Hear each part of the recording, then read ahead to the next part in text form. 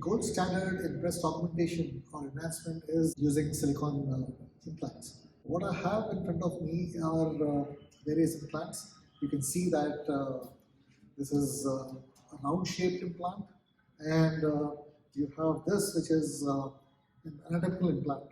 We'll talk about these, and you have various texturing of surfaces of these implants, which we shall talk about these a little later. What we have in the at the moment is the 8th generation of implants, which means that all these gels, all these implants are filled with a cohesive gel, which means that when you actually cut an implant, the gel doesn't leak or bleed. It remains like a solid block, and it remains in the body.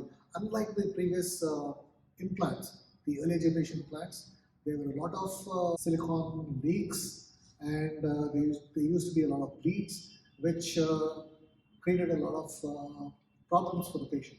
But the present generation of implants, these are very advanced, and you have a lot of these implants which have a cohesive gel of silicone within them. Now, let's talk about the shapes. The most commonly used implant is the round implant.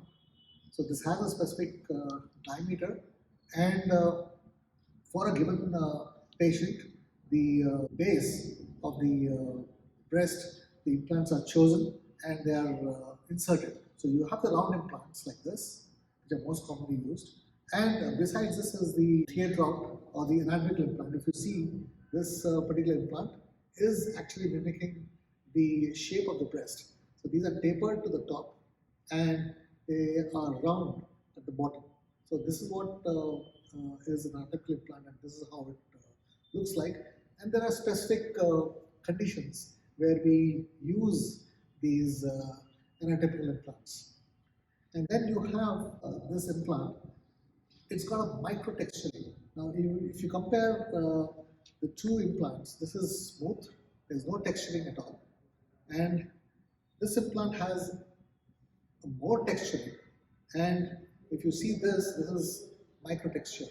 So previously, what was believed and what was thought was that the texturing, it reduces the body's tissue reaction and thereby causes the capsule to be thinner and causing no capsular contraction.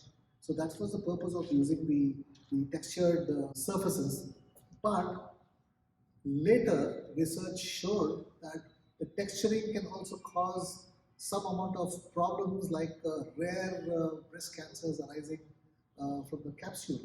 So then what happened was the implant company started reducing the texture, which is coarse texture like this, and then it became very fine texture, and of course these days we're using no texturing implant. It's the smooth implants like this. There's no texturing at all, for the simple reason that the chances of developing the anaplastic lymphoma, which arises from the capsule, is very, very less with the smooth implants.